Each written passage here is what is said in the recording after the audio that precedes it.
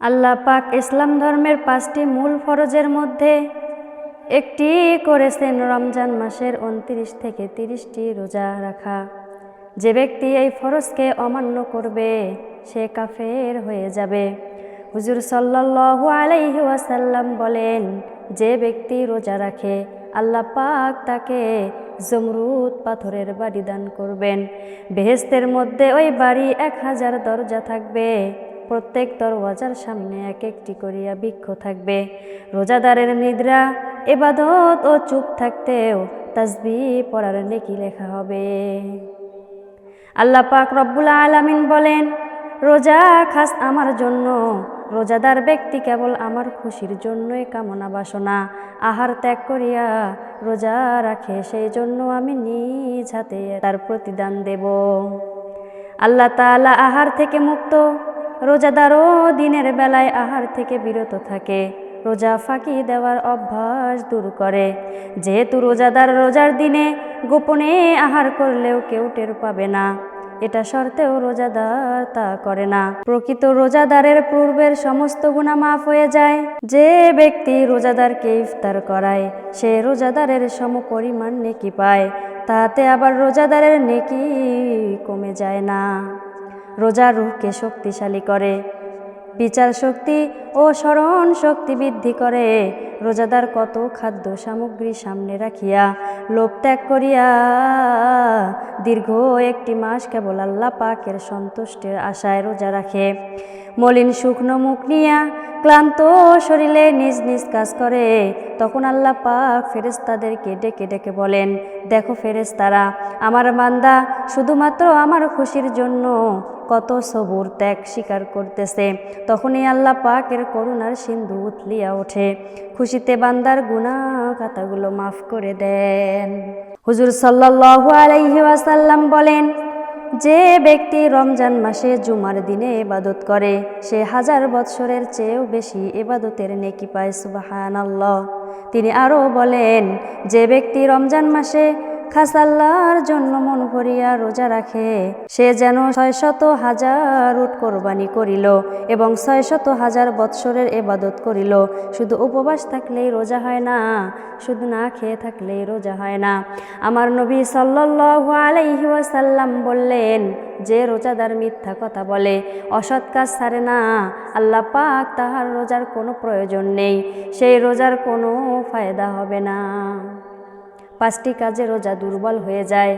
কাজগুলি হলো, 1 নাম্বার হচ্ছে মিথ্যা কথা বলা, 2 নাম্বার হচ্ছে কারো গীবত শিকায়েত করা, চগলখুরি করা, মিথ্যা কসম খাওয়া, পরপুরুষের দিকে কুদৃষ্টি করা, চক্ষুর রোজা, ওটা দ্বারা মন্দ কোনো বস্তু না দেখা, নিজের কাজের দিকে দৃষ্টি ফেরানো, কোরআন শরীফ ও হাদিস দেখিয়া পড়া, কানে রোজা তা দ্বারা পাপের কথা কুকথা না শোনা, আল্লাহ পাক রাসূল সাল্লাল্লাহু আলাইহি ওয়াসাল্লামের কথা শোনা।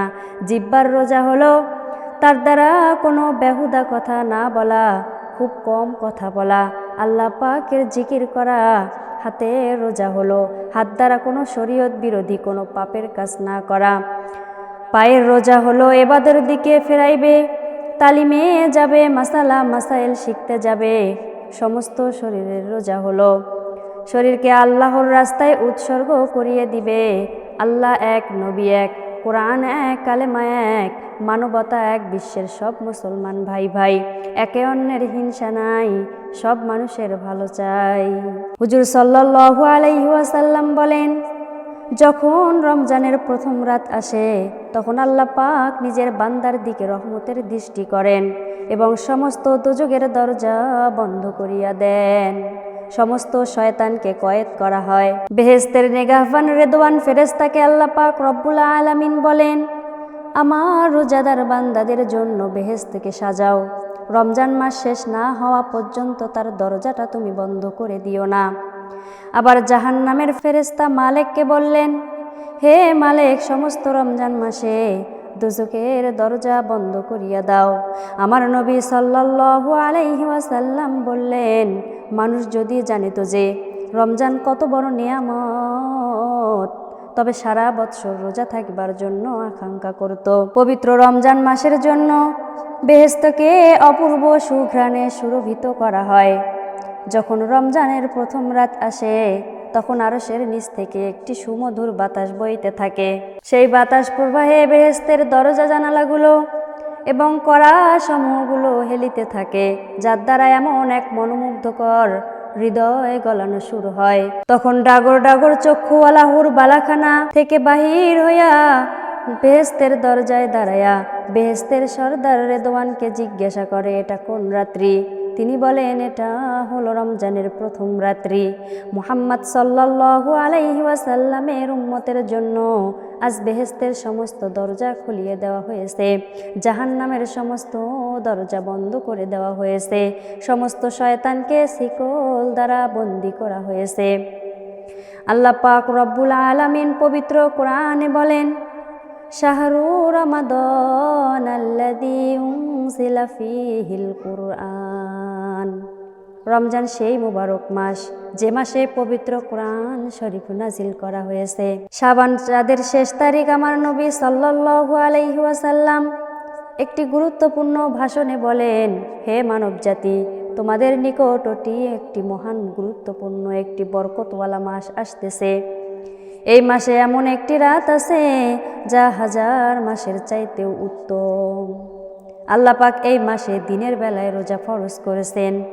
যে ব্যক্তি রমজানের রোজা রাখে, তারাবির নামাজ পড়ে এবং অন্য অন্য ইবাদতগুলো করে, সে নবজাতক শিশুর ন্যায় নিষ্পাপ হয়ে যায়। এই মাসের নফল ইবাদতে অন্য সময়ের ফরজের সমান নেকি পাওয়া যাবে। আরেকটি ফরজ আদায় করলে অন্য সময়ের ৭৪টি ফরজ আদায় করার নেকি পাইবে। এটা হচ্ছে সবরের মাস। সবরের পরিবর্তে আল্লাহ পাক বেহেশতে রাখছেন। এটা মানুষের সহিত সহানুভূতি করবার মাস। এই মাসে মুমিন লোকদের রিজিক আল্লাহ তাআলা বাড়ায় দেন। যে ব্যক্তি কোনো রোজাদারকে ইফতার করায় কিছু খেজুর অথবা একটু পানি অথবা একটু শরবত অথবা এক ঢোক দুধ দিয়ে, সেই ব্যক্তির জন্য এটা গুনাহ মাফের দোজখের আগুন থেকে বাঁচার কারণ হয়ে দাঁড়ায়। এটা এমন একটি মাস যার প্রথম দিনে আল্লাহ তাআলা রহমত নাজিল করেন, দ্বিতীয় 10 দিনে গুনাহ মাফ করেন, তৃতীয় 10 দিনে দোজখ হইতে মুক্তি দেওয়া হয়। যে ব্যক্তি এই মাসে চাকর চাকরানির কাজের বোঝা হালকা করিয়া দেয়, আল্লাহ পাক রব্বুল আলামিন তাদেরকে দোজখের আগুন থেকে নাজাত দিয়ে দেয়। আমার নবী সাল্লাল্লাহু আলাইহি ওয়াসাল্লাম বলেন, ও হে আমার উম্মতেরা, তোমরা এই মাসে 4টা কাজ বেশি বেশি করে করবে। প্রথমত কালেমা তয়্যিবা পড়বে, দ্বিতীয়ত আস্তাগফিরুল্লাহ বেশি বেশি পড়বে, তৃতীয়ত আল্লাহর নিকট তার সন্তুষ্টি ও বেহেশতের কামনা করবে, চতুর্থ হচ্ছে আল্লাহর সন্তুষ্টি তার গজব আযাব ও দোজখ থেকে, চতুর্থ হচ্ছে আল্লাহর অসন্তুষ্টি তার গজব আযাব ও দোজখ থেকে পানাহ চাইবে। রমজানের প্রত্যেক দিন 3 বার আল্লাহ পাক রব্বুল আলামিন তার বান্দাদেরকে ডাকে। এমন কোনো বান্দা আছে কিনা যে আমার নিকট কিছু চাবে, আমি তাকে তা দেব? কেউ আছে কিনা যে গুনাহ হতে তওবা করবে, আমি তার তওবা কবুল করে নেব? আরও কোনো বান্দা আছে কিনা যে আমার নিকট ক্ষমা চাবে, আমি তাকে ক্ষমা করে দিব? এই মাসের কোরআন শরীফ তেলাওয়াতের নেকি অন্য মাসের চেয়ে অনেক বেশি।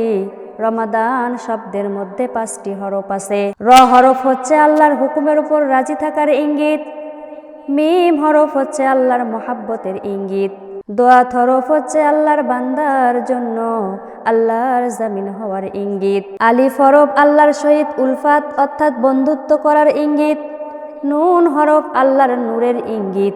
এই মাসের মধ্যে যা কিছু খাওয়া হয় আল্লাহ পাক রব্বুল আলামিন তা ইবাদতের মধ্যে গণ্য করে, তার হিসাব হয় না।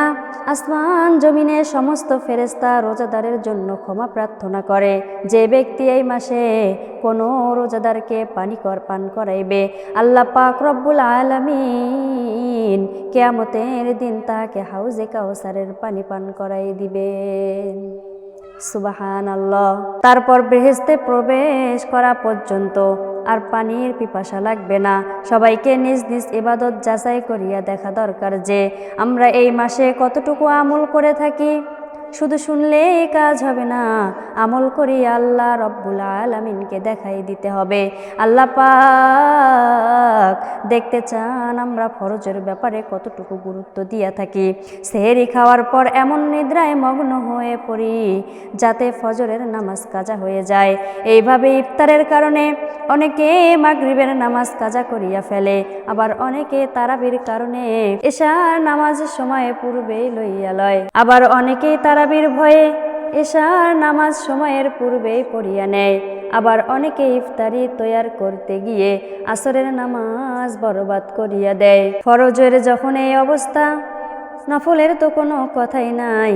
ইশরাক চাঁদ ঘুমের ঘোরে ধ্বংস হয়ে যায়। আওয়াবিন কিভাবে পড়া যায়? অনেকেই বলে রোজার মাসে আওয়াবিন পড়ার সময় কোথায়? এই মাত্র ইফতার করা হইল, তারপর মাগরিব, আবার তারপর তারাবি, তারপর তাহাজ্জুদের ওয়াক্ত, তারপর ফজরের ওয়াক্ত, নফলটা পড়ার সময় পাইলাম কোথায়? আসলে এইসব ব্যাপারে চরম অবহেলা ছাড়া আর কিছুই না। যে কিছুই করবে না তার হাজারো বাহানা, অথচ আল্লাহ পাকের হাজার হাজার বান্দা বান্দি আছেন যারা সব সময় সব রকমের ইবাদত করার সময়ে কোনো অভাব হয় না। আল্লাহ পাক রব্বুল আলামিন বলেন, হে আমার বান্দা বান্দিগণ, তুমি আমার ইবাদতে লাগিয়া যাও, আমি তোমার অন্তরকে সচ্ছলতায় ভরিয়ে দেব, তোমার দারিদ্রতা দূর করে দেব। আর তোমরা যদি তা না করো তবে তোমার হৃদয়কে নানা ভীতি জঞ্জালে জড়াইয়ে দেব, আর তোমার অভাবও ঘুষবে না। রমজান মাসে আল্লাহ পাকের রহমতের দরজা খুলিয়ে দেওয়া হয়। রমজানের প্রত্যেক রাতে 7 লক্ষ গুনাহগারকে জাহান্নাম থেকে মুক্ত করিয়া দেওয়া হয়। রমজানের প্রত্যেক শুক্রবার রাত্রে এই পরিমাণ গুনাহ আজাদ করে দেওয়া হয়, এই পরিমাণ গুনাহগারকে আজাদ করে দেওয়া হয় যেই পরিমাণ 7 দিনে আজাদ করা হয়। রোজাদারের দোয়া আল্লাহ তাআলা রব্বুল আলামিন কবুল করেন। তাই যখন সেহরি খাইতে উঠিব তখন এই দোয়াটা বহুবার পড়ব, তাহলে আল্লাহ পাক রব্বুল আলামিন আমাদের জীবনের সব গুনাহ খাতাগুলো মাফ করে দিবেন। ইয়া ওয়াসিআল মাগফিরাতি ইগফিরলি, হে প্রশস্ত ক্ষমাকারী, আমাকে ক্ষমা করে দাও। যে ব্যক্তি রোজা সেহরি খাইবে আল্লাহ পাক তার প্রত্যেক গ্রাসে 1 বছরের ইবাদতের নেকি লিখে দিবেন। আমার নবী সাল্লাল্লাহু আলাইহি ওয়াসাল্লাম ডেকে বলেন, হে আমার উম্মতেরা, যখন রমজান মাস আসে তখন খুশি আর খুশি, এটাতে সব সময় নেকি, দিনে রোজা রাত কিয়াম অর্থাৎ তারাবির নামাজ। তিনি আরও বলেন, আল্লাহ পাক প্রত্যেক মুমিন বান্দা বান্দিকে খাস করিয়া প্রত্যেক সেজদার পরিবর্তে 1700 নেকি লিখে দিবেন এবং তার জন্য বেহেশতে লাল ইয়াকুত পাথর দ্বারা ঘর তৈয়ার করা হবে। তার ৭৪,000 দরজা থাকবে। যদি তারা প্রত্যেক রাত্রে তারাবির নামাজ পড়ে, পুরা রমজান মাস পড়ে, তারাবির নামাজ যদি তারা 20 রাকাত করে পড়ে, যদি তারা প্রত্যেক রাত্রে তারাবির নামাজ পড়ে, পুরা রমজান মাস তারাবির নামাজ পড়ে, তাহলে আল্লাহ পাক রব্বুল আলামিন তাদেরকে বেহেশতের মধ্যে লাল ইয়াকুত পাথর দ্বারা ঘর বানায় দিবেন।